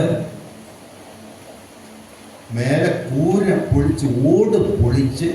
എന്ത് ശ്രമമായിരിക്കും നോക്കുക. ഒരു ഓട് വീണ് കഴിഞ്ഞാൽ ഇവിടെ അടിയിൽ നിൽക്കുന്നവരുടെ തലയിൽ എന്തൊക്കെയാകും പറയാൻ പറ്റില്ല. ഇവരെങ്ങനെ പൊളിച്ചോ, എങ്ങനെ യേശുവിന് മുമ്പ് അവനെ ഇറക്കി കൊടുത്തോ. വലിയ ശ്രമം അവർ അനുഭവിച്ചു. ആർക്കും ഒരു കേടും പറ്റിയില്ല. അല്ലെങ്കിൽ അതും കൂടെ എഴുതി വെച്ചിരിക്കുമായിരുന്നു. ഇന്ന് ചില ഫംഗ്ഷനുകളെല്ലാം ലോകത്ത് നടക്കാറുണ്ട്.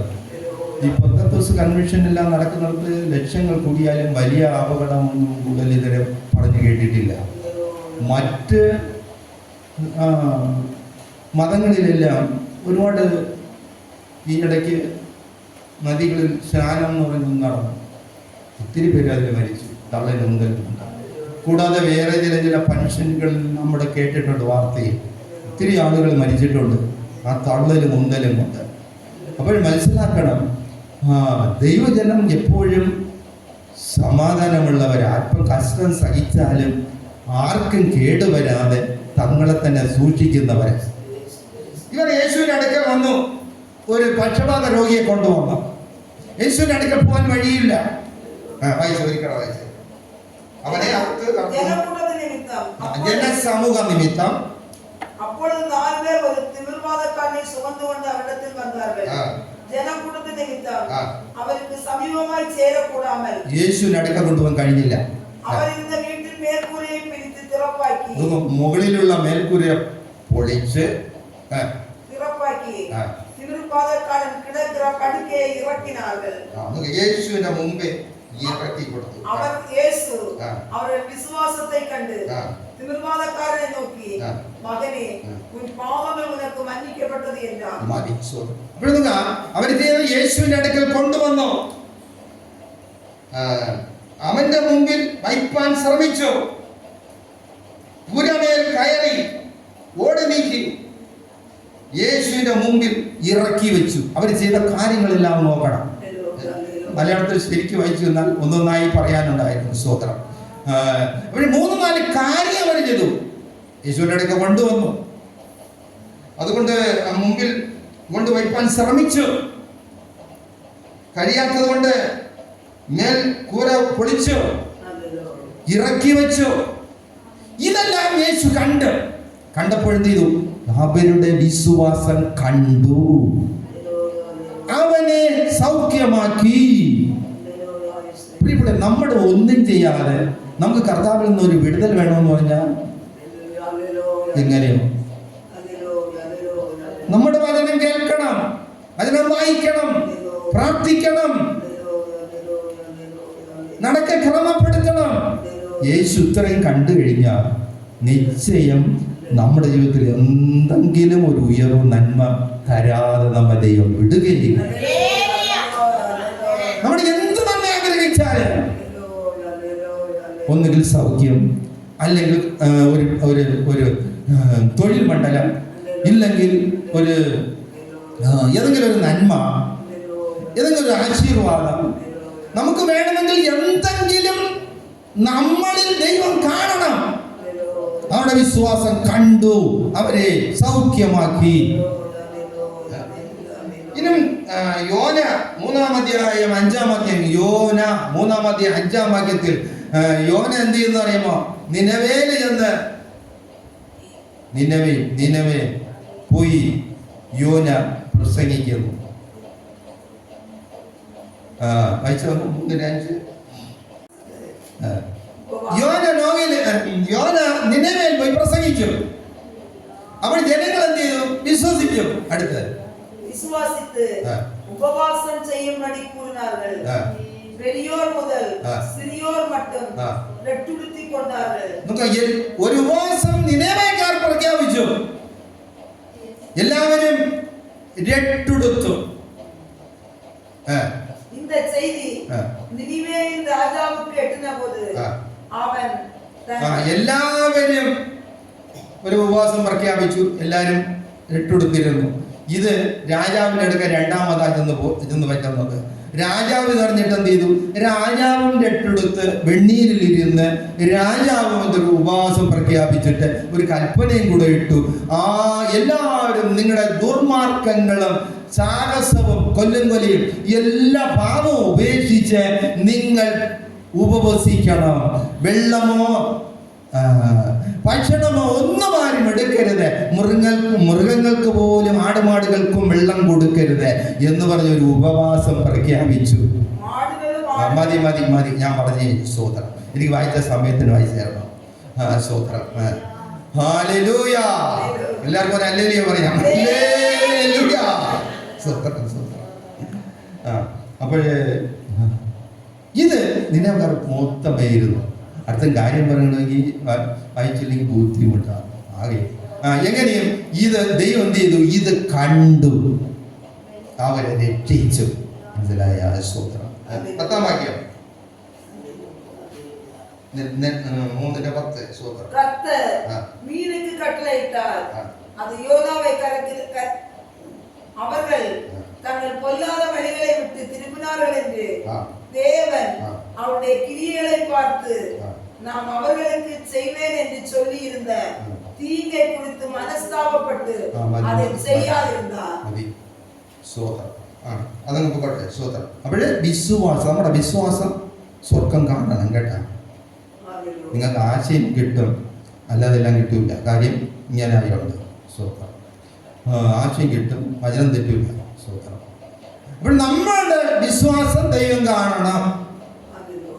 രണ്ടാമത് രോഗിയെ സൗഖ്യമാക്കാനുള്ള കാരണം ഒന്ന് നമ്മുടെ വിശ്വാസം. രണ്ടാമത് എന്തെന്ന് ചോദിച്ചു കഴിഞ്ഞാൽ മത്തായി സുവിശേഷം 9-ാം അധ്യായം 6-ാം വാക്യം, യേശു പാപം മോചിപ്പാൻ കാരണം യേശു രോഗം സൗഖ്യമാക്കുവാൻ കാരണം പാപം മോചിപ്പാൻ യേശുവിന് അധികാരമുണ്ട് എന്ന് വെളിപ്പെടുത്താനാണ് രോഗിയെ സൗഖ്യമാക്കിയത്. ഹല്ലേലൂയ. യേശു രോഗിയെ സൗഖ്യമാക്കി എന്തിനെന്നറിയാമോ? ഒന്ന്, നമ്മുടെ വിശ്വാസം വളരുമാറാക്കാൻ. രണ്ട്, യേശുവിന് പാപം ക്ഷമിപ്പാൻ, ഭൂമിയിൽ മനുഷ്യരെ പാപം മോചിപ്പാൻ യേശുവിന് അധികാരം ഉണ്ട് എന്ന് വെളിപ്പെടുത്താനാണ് യേശു സൗഖ്യം നൽകിയത്. ഹല്ലേലൂയ. 9-ാം വാക്യം പറയുന്നു, അത് മത്തായി സുവിശേഷം, ഭൂമിയിലെ പാപങ്ങളെ മன்னிக்க മനുഷ്യകുമാരനുക്ക് അധികാരം ഉണ്ടെന്നതേ നിങ്ങൾ അറിയ വേണ്ടും. ഭൂമിയിൽ പാപങ്ങളെ മോചിപ്പാൻ മനുഷ്യപുത്രന് അധികാരമുണ്ട് എന്ന് അറിയേണ്ടതിന് എന്ന് ചൊല്ലി തിമിർവാദക്കാരനെ നോക്കി, നീ എഴുந்து പടുക്കை എടുത്തുകൊണ്ട് വീട്ടിലേക്ക്. പക്ഷപാതക്കാരനോടുകൂടെ നീ എഴുന്നേറ്റ് കിടക്കയെടുത്ത് വീട്ടിലേക്ക് പോക എന്ന് പറഞ്ഞു. യേശുവിന് പാപം മോചിപ്പാൻ അധികാരം ഉണ്ട് എന്ന് വെളിപ്പെടുത്താനാണ് യേശു പക്ഷപാത രോഗിയെ സൗഖ്യമാക്കിയത്. ലോകത്തിൽ മരണത്തിന്റെ കണികൾ പിശാച് മനുഷ്യന്റെ മേലെ തൊടുത്തി വിടും. മനുഷ്യനെ നശിപ്പിക്കുവാൻ പിശാച് പദ്ധതികൾ ഒരുക്കും. അതിന്റെ നടുവിൽ അതിനെല്ലാത്തിനെയും വിടിവിപ്പാൻ യേശുവിന് അധികാരം ഉണ്ട് എന്ന് വെളിപ്പെടുത്താൻ പക്ഷപാത രോഗിയെ സൗഖ്യമാക്കിയത്. യേശുവിന്റെ അടുക്കൽ യേശു പറയുന്നു, നീ കിടക്കെടുത്ത് നടക്കായെന്ന്. ഒന്നും ഇന്നത്തെ വൈദ്യന്മാരുടെ ആശുപത്രിയിലോ പോയി കഴിഞ്ഞാൽ അവനിങ്ങനെ ഒരു ട്രീറ്റ്മെന്റ് ചെയ്തിട്ട് അവരെന്ത് പറയും? 3 മാസം ബെഡ് റെസ്റ്റ് എടുക്കണം അല്ലേ പറയൂ. 15 വർഷം കൊണ്ട് ഒരുവൻ പക്ഷപാത രോഗിയായി കിടക്കുന്നു. ആശുപത്രിയിൽ പോയാൽ എന്ത് പറയും? 2 വർഷം, 3 മാസം, 6 മാസം ബെഡ് റെസ്റ്റ് എടുക്കണം. യേശു പറയുന്നറിയാമോ? നിന്റെ കിടക്കയെടുത്ത് നടക്കാന്നാ പറയുന്നത്. യോഹന്നാൻ സുവിശേഷം 15-ാം അധ്യായം 5-ാം അധ്യായത്തിൽ ഒരു പക്ഷപാത രോഗിയെ കുറിച്ച് പറയുന്നുണ്ട്. ബെഥസ്ദ കുളത്തിന്റെ കരയിൽ യേശു അവൻ 38 വർഷം കിടക്കുന്നു എന്ന വിവരം അറിയുന്നു. എന്നോട് ചോദിച്ചത്, നിനക്ക് സൗഖ്യമാകാൻ മനസ്സുണ്ടോ? അവൻ പറഞ്ഞു, ഞാൻ കുളത്തിൽ ചാടാൻ പോകുമ്പോൾ മറ്റൊരുത്തൻ ചാടുന്നു, എന്നെ ഇറക്കി വിടാൻ ആരുമില്ല. യേശു പറഞ്ഞു, കിടക്കെടുത്ത് നടക്കായ. ആ നിമിഷത്തിൽ കിടക്കെടുത്തോട്ടാ വീട്ടിൽ പോയി. നിന്റെ പാപം മോചിച്ചു തന്നിരിക്കുന്നു. അപ്പോഴൊന്ന് മനസ്സിലാക്കുക, പല രോഗികൾക്കും യേശു പാപം മോചിച്ചു തന്നിരിക്കുന്നു. കിടക്കയെടുത്ത് വീട്ടിലേക്ക് പോകാമെന്ന്. കാരണം ഭൂമിയിൽ പാപം മോചിപ്പാൻ അധികാരമുള്ളത് യേശു മാത്രമാണ്. വേറെ ഒരു വ്യക്തിക്കും പാപം മോചിപ്പാനുള്ള അധികാരമില്ല. മനുഷ്യന് പാപക്ഷമ കൊടുക്കുവാൻ ഒരു വ്യക്തി, അത് യേശു മാത്രമാണ്. പണം കൊടുത്ത് പാപമോചനം പ്രാപിപ്പാൻ കഴിയുകയില്ല. മറ്റ് ഏതൊരു പുണ്യസ്ഥലവും ഒരുവന്റെ പാപം നീക്കുകയില്ല. പാപം നീക്കാൻ ഒറ്റ വഴി യേശു ക്രിസ്തു മാത്രം. 1 യോഹന്നാൻ 1:7 പറയുന്നു, സഹോദരാ, യേശുവിന്റെ രക്തം സകല പാപവും പോക്കി ശുദ്ധീകരിക്കുന്ന രക്തം. മറ്റൊരുത്തനിലും ഇല്ല രക്ഷ. പാപത്തിന് പോക്കുവഴി യേശുവിന്റെ രക്തമാണെന്ന്. 2 തെസ്സലോനിക്കർ 2:16 വായിക്കുമ്പോൾ പൗലോസ് മാനസാന്തരത്തെ കുറിച്ച് പ്രസംഗിച്ചു. ഇത് യഹൂദന്മാർ എന്ത് ചെയ്തെന്നറിയാമോ? അവഗണിച്ചു പറഞ്ഞു. ഇപ്പോൾ പൗലോസ് പറയുന്നതെന്ന് അറിയാമോ? ജാതികൾ രക്ഷിക്കപ്പെടേണ്ടതിനായി ഞങ്ങൾ അവരോട് പ്രസംഗിക്കുന്നത് വിലക്കുന്നവർ. അങ്ങനെ അവർ തങ്ങളുടെ പാപങ്ങളെ എപ്പോഴും പൂരിപ്പിക്കുന്നു. ദൈവക്രോധം അവരുടെ മേൽ മുഴുത്തു വന്നിരിക്കുന്നു എന്നാണ്. പൗലോസൊക്കെ പ്രസംഗിക്കുമ്പോൾ യഹൂദന്മാർ അതിന് എതിരായിട്ട് ശബ്ദമുയർത്തിക്കൊണ്ടിരുന്നു. അപ്പോൾ സംഭവിച്ചെന്തെന്ന് കഴിഞ്ഞാൽ പൗലോസ് അവർക്ക് ഒരു ശാസനയായി കൊടുത്തു. നിങ്ങൾ നിങ്ങളുടെ പാപങ്ങളെ പൂരിപ്പിക്കുകയാണ് എന്ന് പറഞ്ഞിട്ട്, സ്തോത്രം, ദൈവക്രോധം, കോപം നിങ്ങളുടെ മേൽ മുഴുത്തു വരുന്നു. ദൈവകോപത്തിൻ്റെ ആരെങ്കിലും നിൽക്കുമോ? ആർക്കും നിൽക്കാൻ കഴിയുകയില്ല. എന്നെ കേൾക്കുന്ന പ്രിയപ്പെട്ടവരെ, അതേ സ്തോത്രം, അത് തമിഴിലാക്കി നന്നായിരിക്കട്ടെ. പുറജാതിക്കാർ രക്ഷിക്കപ്പെടേണ്ടതിന് പൗലോസും സീലാസും അവരോട് പ്രസംഗിക്കാതിരിക്കാൻ തടസ്സം ചെയ്തില്ലേ? യഹൂദന്മാരെ തടസ്സം ചെയ്യുന്നവർക്ക്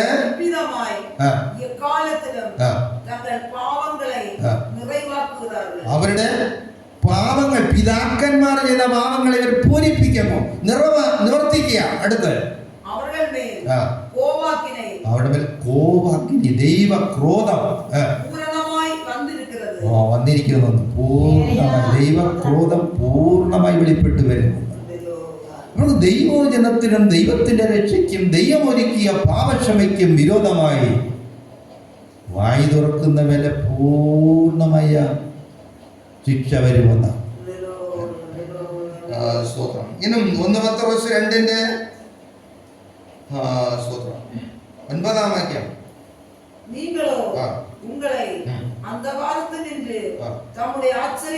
നമ്മെ രക്ഷിച്ചെന്തിനെന്നറിയാമോ?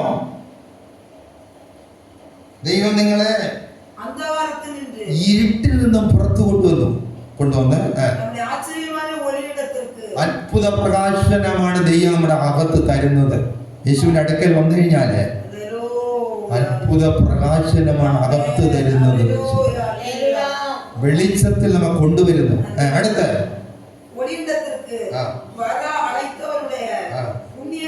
വിളിച്ചവന്റെ സൽഗുണങ്ങളെ ഘോഷിക്കുവാൻ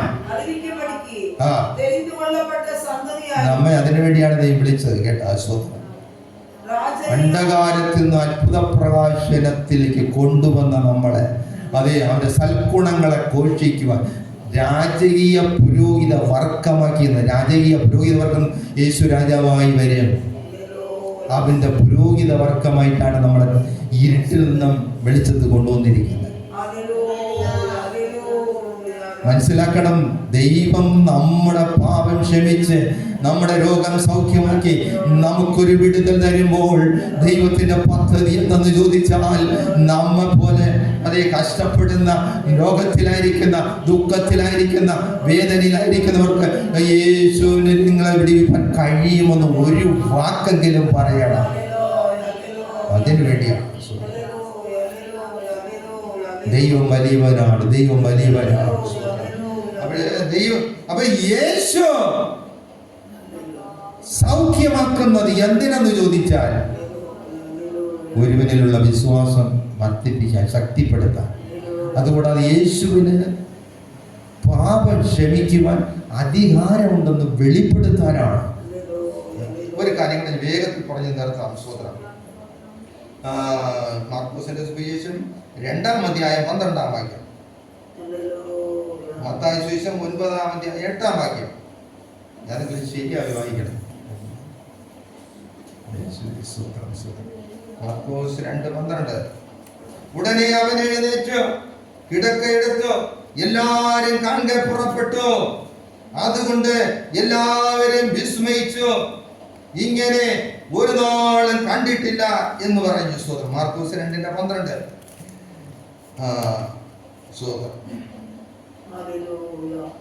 യേശുവിന്റെ അടുക്കൽ ഓട് പിടിച്ചങ്ങ് ഇറങ്ങി കൊടുത്തു. കിടക്കെടുത്തോണ്ട് നട എന്ന് പറഞ്ഞു.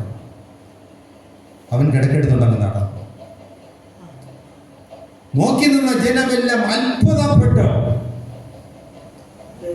ഇതിന് വരെ സംഭവിച്ചിട്ടില്ലല്ലോ എന്ന് പറഞ്ഞിട്ട് എല്ലാവരും ദൈവത്തെ മഹത്വപ്പെടുത്തിയെന്ന്.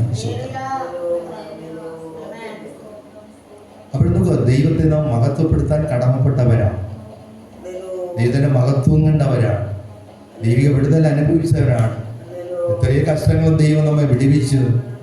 എത്രയോ പ്രതികൂലങ്ങളും നമ്മെ ദൈവം വിടുവിച്ചു. ഇതെല്ലാം ഓർത്ത് ദൈവത്തെ മഹത്വപ്പെടുത്തണം. ദൈവത്തെ മഹത്വപ്പെടുത്തുവാൻ, ദൂതന്മാരെ ദൈവത്തെ ആരാധിപ്പാൻ ദൈവം സൃഷ്ടിച്ചു. അവര് ദൈവത്തെ വിട്ട് വീണുപോയി. ഭൂമിയിൽ വന്ന് മണ്ണെടുത്ത് മനുഷ്യനെ ഉണ്ടാക്കി ജീവശ്വാസം കൊടുത്ത്, അതെ, ദൈവം മനുഷ്യനെ ആ സ്ഥലം കൊടുത്ത്, അതെ, അവനെ ഉയർത്തി വെച്ചു. എന്തിന്? ദൈവത്തെ ഉയർത്താൻ, ദൈവത്തിന് സ്തുതി അർപ്പിക്കുവാൻ, ദൈവത്തിന് മഹത്വം നൽകുവാൻ. ജനങ്ങൾ அதை கண்டு ஆச்சரியப்பட்டு மனுஷனுக்கு இப்படிப்பட்ட அதிகாரத்தை கொடுத்தவராகிய தேவனை மகிமைப்படுத்தினார். ദൈവത്തെ മഹത്വപ്പെടുത്തി. ആ മഹത്വപ്പെടുത്തേണ്ട സ്ഥലത്ത് നമ്മളാണ്. യേശു സൗഖ്യമാക്കിയത് അതുകൊണ്ടാണ്. മഹത്വപ്പെടുത്തുവാൻ. ഒരു വാക്യം കൂടെ വായിച്ചു നിർത്താം. 1 കൊരിന്ത്യർ 6:19. 1 കൊരിന്ത്യർ 6:19. ദൈവത്തിന്റെ ദാനമായി നിങ്ങളിൽ ഇരിക്കുന്ന പരിശുദ്ധാത്മാവിന്റെ മന്ദിരമാകുന്ന നിങ്ങളുടെ ശരീരം എന്നും നിങ്ങളെ വിലയ്ക്ക് വാങ്ങിയിരിക്കാൻ നിങ്ങൾ താങ്കൾക്കുള്ളവരല്ല എന്നും അറിയുന്നില്ലയോ? உங்கள் சரீரமானது நீங்கள் தேவனாலே பெற்றதும் உங்களில் தங்கியும் இருக்கிற பரிசுத்த ஆவியினுடைய ஆலயமாய் இருக்கிறது என்று. നമ്മുടെ ശരീരം ഉണ്ടല്ലോ, ദൈവമാണ് ഇത്രയും സുഖവും വലും നമുക്ക് വെച്ചിരിക്കുന്നത്. എന്നേ നമ്മുടെ കട്ടയും കൂടെ മടങ്ങിയൊക്കെ പോകേണ്ട കേസാണ്. ചിലരില്ല, നമ്മുടെ പോലെ ഉള്ളവരല്ല. ദൈവം ജീവനോട് വെച്ചിരിക്കുന്നത് എന്തിനെന്നറിയാമോ? ദൈവത്തിന് മഹത്വം കൊടുക്കാൻ. ഹല്ലേലൂയ. അടുത്ത് ദൈവം നമ്മുടെ ഹൃദയത്തിൽ വസിക്കുന്ന ആലയം ഒന്ന് നമ്മുടെ ഹൃദയം. പഴയ നിയമകാലത്തിൽ സമാഗമന കൂടാരത്തിൽ ദൈവം ഇറങ്ങി വസിച്ചിരുന്നു. അവിടെ ദൈവത്തിന്റെ തേജസ് ഇറങ്ങി വിനിയുന്ന, അവിടെ നോക്കുന്നവൻ വിശുദ്ധനല്ലെങ്കിൽ അവൻ മരിച്ചു വീഴും. അവനെ വലിച്ചു പുറത്തെടുക്കും. കയറ് കെട്ടിയിട്ടുണ്ട്. പിന്നെ അഹരോൻ അടിക്കടി വിശുദ്ധ തലത്ത് നോക്കുമായിരിക്കും. മോശയോട് പറഞ്ഞു, അഹരോൻ മരിക്കാതിരിക്കാൻ അടിക്കടി വിശുദ്ധ സ്ഥലത്ത് വരരുത് എന്ന് പറയണം. അന്ന് സമാഗമന കൂടാരത്തിൽ വിശുദ്ധിയില്ലാതെ ആരെങ്കിലും അവിടെ അകത്ത് മഹാപരിശുദ്ധത്ത് പോകുന്നെങ്കിൽ അവിടെ വീഴും. ശേഷം യെരൂശലേം ദേവാലയത്തിലായിരുന്നു. അവിടെയും അതുപോലെ ഇരുന്നു. ഇപ്പോഴും കർത്താവ് നമ്മുടെ അകത്താണ്. കേട്ടോ, യേശു വസിക്കുന്നത് നമ്മുടെ ഹൃദയത്തിൽ. നിങ്ങൾ ദൈവത്തിന്റെ മന്ദിരമല്ലയോ? നിങ്ങൾ നിങ്ങൾക്കുള്ളവരല്ല, വിലയ്ക്ക് വാങ്ങിയിരിക്കുകയാണ് നിങ്ങൾ. അതുകൊണ്ട് ദൈവത്തിനുള്ളവനായി ശരീരം ആത്മാവ്, ശരീരവും ആത്മാവ്, ദേഹം ദേഹി ആത്മാവ് കൊണ്ട് ദൈവത്തെ മഹത്വപ്പെടുത്താൻ ആ ഉത്തരവാദിത്വം ദൈവം നമുക്ക് തന്നിരിക്കുകയാണ്. അതെ, ദൈവ സന്നിധാനത്തിൽ ദേഹം ആത്മാവിൽ ദൈവത്തെ ആരാധിക്കുമെങ്കിൽ നമുക്ക് വേണ്ടതെല്ലാം ദൈവം തരാൻ ശക്തനാണ്. നമുക്ക് എന്ത് വേണമോ അത് നമുക്ക് തരുവാൻ ദൈവം ശക്തനാണ്. അതുകൊണ്ടാണ് പറയുന്നത്, നിങ്ങളുടെ ആത്മാവ് കൊണ്ടും ശരീരം കൊണ്ടും ദൈവത്തെ മഹത്വപ്പെടുത്തുവീനാണ്.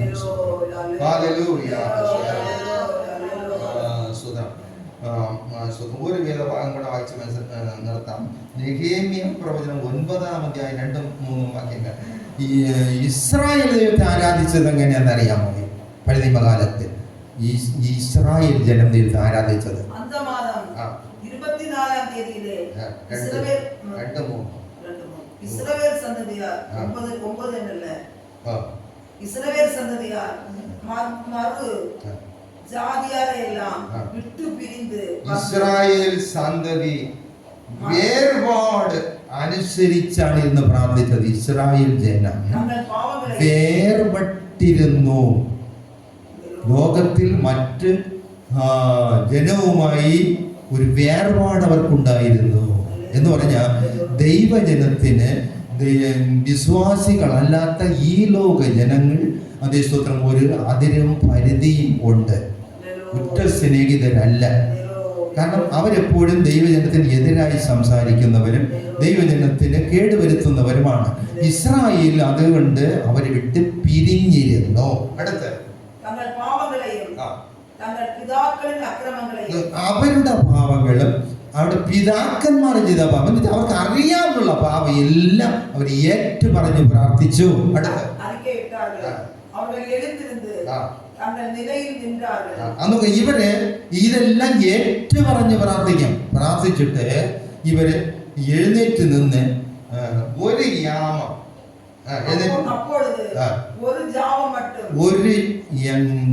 ഒരു യാമം എന്ന് പറഞ്ഞാൽ 3 മണിക്കൂറാണ്.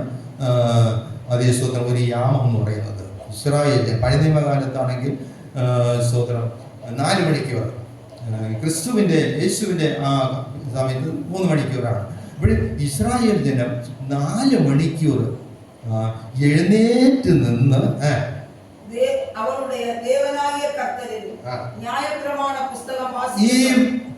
ഈ ന്യായപ്രമാണം അർക്കുന്ന ന്യായപ്രമാണമുള്ളൂ. മോശെ എഴുതി കൊടുത്ത ന്യായപ്രമാണം, പ്രവാചക പുസ്തകങ്ങൾ ഇതവർ വായിക്കും. 3 മണിക്കൂർ എഴുന്നേറ്റ് നിന്ന് വായിക്കും. 3 മണിക്കൂർ നിന്ന് വായിക്കും. പിന്നീട് ഒരു യാമം, അതും 4 മണിക്കൂർ പാവങ്ങളെ ഏറ്റുപറയുന്നു.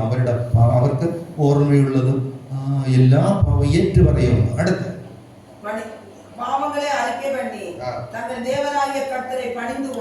ദൈവത്തെ സ്തുതിച്ച് ആരാധിക്കും. ഇങ്ങനെ യഹൂദന്മാർ പണ്ട് ആരാധിച്ചുകൊണ്ടിരുന്നത്. എന്നെ കേൾക്കുന്ന പ്രിയപ്പെട്ടവരെ, ആരാധന നമ്മുടെ അന്തരംഗത്തിൽ നിന്ന് ഉയരണം. ദൈവത്തിന് സ്തുതി അർപ്പിക്കണം. നമ്മുടെ പാപങ്ങൾ അറിയാവുന്നതല്ല, നമ്മെ കുറ്റം വിധിക്കുന്നതെല്ലാം ഏറ്റുപറഞ്ഞ് പ്രാർത്ഥിക്കണം. എന്നെ കേൾക്കുന്ന പ്രിയപ്പെട്ടവരെ, യേശു രോഗിയെ സൗഖ്യമാക്കിയത് സ്തോത്രം അവരുടെ വിശ്വാസം വർദ്ധിപ്പിക്കുക. യേശുവിന് പാപം ക്ഷമിക്കാൻ അധികാരം ഉണ്ട് എന്നുള്ളത് കൊണ്ട് സ്തോത്രം. കൂടാതെ സ്തോത്രം അതേ ദൈവത്തെ എല്ലാവരും മഹത്വപ്പെടുത്തുവാനാണ് സൗഖ്യമാക്കിയത്. എല്ലാവരും കണ്ണുകളടയ്ക്കാൻ പ്രാർത്ഥിക്കാം. ഹല്ലേലൂയ. പകൽക്കാലം ദൈവസന്നിധാനത്തിൽ കടന്നിരിക്കുമ്പോൾ കർത്താവേ അവരുടെ പാദത്തിൽ വരുന്നു. സ്വർഗ്ഗത്തിലെ ദൈവമേ, അങ്ങേ ഞങ്ങളെ കാണുന്ന ദൈവമാണ്. സന്നിധാനം ഞങ്ങൾക്ക് വിടുതൽ തരുന്ന ദൈവമാണ്. ഞങ്ങളുടെ യാചനയും പ്രാർത്ഥനയും നടക്കുകയും ഞങ്ങളുടെ ആരാധനയും കാണുന്ന ദൈവമാണ്. ഹല്ലേലൂയ. യഹൂദ ജനം ദൈവത്തെ വേർപെട്ട് ആരാധിച്ചു. ഞങ്ങളുടെ ജീവിതത്തിൽ ദൈവമേ ഞങ്ങളെ സൂക്ഷിക്കുന്ന അനുഭവങ്ങളെ തരണമേ. ഹല്ലേലൂയ. യേശുവേ ഹല്ലേലൂയ. ദൈവത്താ ഞങ്ങൾ അനുഗ്രഹിക്കപ്പെടണം. ഞങ്ങളുടെ ജീവിത മണ്ഡലം അനുഗ്രഹമായി മാറണം. ഞങ്ങളുടെ ദേഹത്തെ ആത്മാവിൽ വിടുതൽ ഉണ്ടാകണം. ഹല്ലേലൂയ. ദൈവ സൗഖ്യം ഞങ്ങൾക്ക് ഉണ്ടാകണം. ദൈവിക അനുഗ്രഹങ്ങൾ ഞങ്ങൾക്ക് ഉണ്ടാകണം. ഹല്ലേലൂയ. യേശുവിന്റെ നാമത്തിൽ ജയമുണ്ട്. ദൈവത്തെ ആരാധിക്കുന്ന സ്വർഗ്ഗത്തിലെ ദൈവമേ, അവരുടെ കരുണയ്ക്കായി ഞങ്ങൾ വരുന്ന എല്ലാവരും സ്തോത്രം പറഞ്ഞ് ആരാധിക്കാം. ഹല്ലേലൂയ. ആരാധന യേശുവിനെ. ഹല്ലേലൂയ. ഹല്ലേലൂയ. കർത്താവേ അങ്ങേ സ്തുതിക്കുന്നു, യേശുവേ അങ്ങേ സ്തുതിക്കുന്നു. മഹോന്നതനേ മഹത്വത്തിന്റെ രാജാവേ അങ്ങേക്ക് മഹത്വം. ഹല്ലേലൂയ.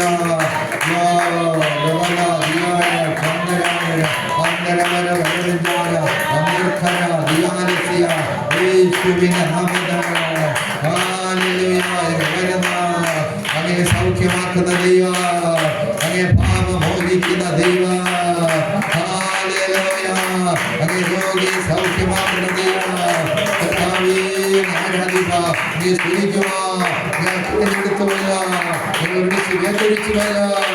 ദൈവത്തിന്റെ സ്തുതി അർപ്പിക്കണം.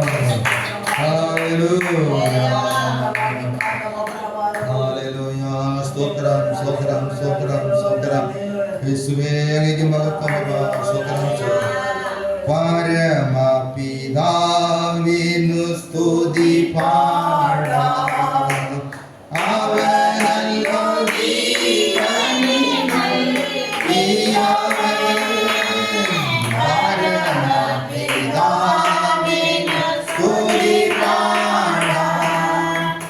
അവനല്ലോ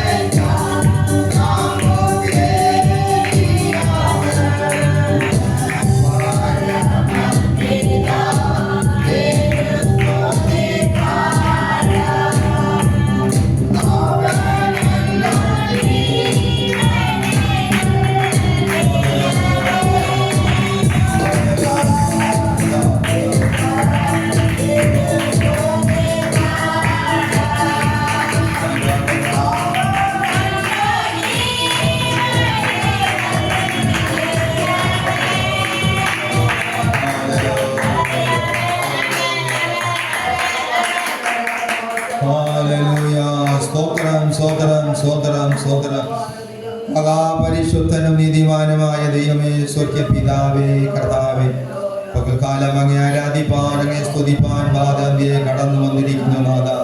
ഇതുവരെയുടെ സാന്നിധ്യത്തിൽ ഞങ്ങളെ ഇരുത്തിയല്ലോ, ആലോചനകൾ നമ്മൾ നൽകിയല്ലോ. സ്തോത്രം ചെയ്യുന്ന കർത്താവേ, അങ്ങനെ ഒരു നാളും വിശ്വസിച്ച് കർത്താവേ, ഹല്ലേലൂയ, ദൈവത്തിൽ നിന്നും നന്മകളും അനുഗ്രഹങ്ങളും കരസ്ഥമാക്കുവാൻ ഓരോ ഉള്ളങ്ങളെയും ദൈവം ഹല്ലേലൂയ ഏകാഗ്രപ്പെടുത്തി കർത്താവേ, ഹല്ലേലൂയ, ദൈവത്തിലേക്ക് ഓരോരുത്തരെ ആകർഷിക്കണമേ എന്ന് പ്രാർത്ഥിക്കുന്നു നാഥ. Hallelujah, hallelujah. പകൽക്കാലം വാദാന്തിയെ കടന്നു വന്നിരിക്കുന്ന എല്ലാവരെയും ബലപ്പെടുത്തണമേ. ബലഹീനരായ ആരെങ്കിലും വന്നിട്ടുണ്ടെങ്കിൽ ദൈവിക സൗഖ്യം മേലെ വ്യാപരിക്കപ്പെടണമേ. എല്ലാ പ്രതികൂലങ്ങളും വിടുവിക്കണമേ കർത്താവേ. ദൈവം ആത്മാവ് ദൈവശക്തി വെളിപ്പെടുവാൻ പ്രാർത്ഥിക്കുന്നു. പ്രാർത്ഥിക്കുന്നു. Hallelujah, hallelujah. കർത്താവേ, ഞങ്ങളോട് ഒരുമിച്ച് ആരാധിപ്പാനുള്ള പ്രിയപ്പെട്ടവർ, ഹല്ലേലൂയ. കർത്താവേ, ദൂരസ്ഥലങ്ങളായിരിക്കുന്നവരുണ്ട് കർത്താവേ, ദൈവമേ, ഹല്ലേലൂയ. അവരുടെ മേലെ ദൈവിക വിടുതലും ഹല്ലേലൂയ ദൈവികമായ നന്മകളും വ്യാപരിക്കപ്പെടണമേ കർത്താവേ. ദൈവിക ആത്മാവിൽ അവർ അനുഗ്രഹിക്കപ്പെടണമേ. അവർ ഏത് അവസ്ഥകളിലായിരിക്കുന്നു ഞങ്ങൾ അറിയുന്നില്ല. സ്വർഗത്തിലധികം അവർക്കായി പ്രവർത്തിക്കണമേ എന്ന് പ്രാർത്ഥിക്കുന്നു. നല്ല ജോലികളിൽ പ്രവേശിപ്പാൻ ഹല്ലേലൂയ, ദൈവത്തെ ആരാധിപ്പാൻ, സ്തുതിക്കുവാനുള്ള പ്രാർത്ഥിക്കുവാനുള്ള അവസരങ്ങളും സമയങ്ങളും അവർക്ക് ഉണ്ടാകുവാൻ ഹല്ലേലൂയ സ്വർഗ്ഗം നെടിയാക്കണമേ എന്ന് പ്രാർത്ഥിക്കുന്നു. ഞങ്ങളോട് ഒരുമിച്ച് ആരാധിക്കുന്ന പ്രിയപ്പെട്ടവർ കർത്താവേ, തൊഴിലില്ലാതെ ഭാരപ്പെടുന്നവർക്ക് തൊഴിൽ നൽകണമേ. Hallelujah, hallelujah. ശാരീരികമായ ക്ലേശം അനുഭവിക്കുന്നവരെ സൗഖ്യമാക്കണമേ കർത്താവേ. ദേശത്തിൽ പരിശുദ്ധാത്മാവ് ഉലാവണമേ കർത്താവേ. ഹല്ലേലൂയ. നിത്യതയ്ക്കായ ഒരു കൂട്ടം ഹല്ലേലൂയ ദേശത്തിൽ ഒരുങ്ങുവാൻ ദൈവത്തോട് നെടിയാക്കണമേ എന്ന് പ്രാർത്ഥിക്കുന്നു. യേശുവിന്റെ നാമത്തിൽ ഹല്ലേലൂയ. അനേകർ ദൈവരക്ഷ കണ്ടെത്തുവാൻ, നിത്യരാജ്യത്തിന് പ്രാഗൽഭ്യമായി ഒരുക്കുവാൻ സ്വർഗ്ഗം നെടിയാക്കണമെന്ന് പ്രാർത്ഥിക്കുന്നു. ദൈവത്തിന്റെ ദൂതഗണങ്ങൾ ദേശത്തിൽ ഉലാവണമേ, നടകൊള്ളണമേ. ഹല്ലേലൂയ. കർത്താവേ, സ്തോത്രം, സ്തോത്രം, സ്തോത്രം. ഹല്ലേലൂയ. ദൈവമേ, വിളിക്കുന്ന ദൈവജനത്തെ ദൈവം രക്ഷിക്കുകയും അവർക്ക് വേണ്ടി കരുതുകയും ചെയ്യണമെന്ന് പ്രാർത്ഥിക്കുന്നു. കർത്താവേ, കടഭാരങ്ങളാൽ വലിയുന്നവരുണ്ട്, പാപങ്ങൾ വിടുതൽ പ്രാപിക്കാൻ കഴിയാത്തവരുണ്ട്. ഹല്ലേലൂയ. കർത്താവേ, ദേശത്തിൽ ഉലാവണമേ. മദ്യപാനത്തിലും ഹല്ലേലൂയ വിവിധ പാപത്തിൽ മുഴുകി കിടക്കുന്ന ജനത്തെ വേർപെടുത്തണമേ എന്ന് പ്രാർത്ഥിക്കുന്നു. Hallelujah, hallelujah. വചനം കേൾക്കുന്ന ഒരു പൊടി പോലും നഷ്ടപ്പെട്ടു പോകരുത് കർത്താവേ. വചനം കേൾക്കുമ്പോൾ തന്നെ അവിടെ നല്ല വിടുതൽ വ്യാപരിക്കപ്പെടണം, ശക്തി വ്യാപരിക്കപ്പെടണം ദൈവമേ. ഹല്ലേലൂയ. ദൈവപ്രവൃത്തി വെളിപ്പെടുവാൻ പ്രാർത്ഥിക്കുന്നു. ഇങ്ങനെ ചെയ്യുമാറാകണമേ. ദൈവകരങ്ങളിൽ എല്ലാവരും പേര് പേരായി ദൈവങ്ങൾ സമർപ്പിക്കുന്നു.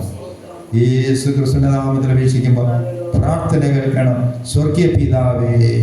ആമേൻ. സോദരം, സോദരം, സോദരം. കർത്താവായ യേശു ക്രിസ്തുവിന്റെ കൃപയും പിതാവായ ദൈവത്തിന്റെ സ്നേഹവും പരിശുദ്ധാത്മാവിന്റെ കൂട്ടായ്മയും സഹവാസവും ആരാധിച്ച് മടങ്ങി പോകുന്ന പ്രിയപ്പെട്ടവരോടും ദേശത്തോടും സഭയോടും സകല വിശുദ്ധന്മാരോടും കൂടെ വരവരെയും ഇരിക്കുമാറാകട്ടെ. ആമേൻ. ഹല്ലേലൂയ.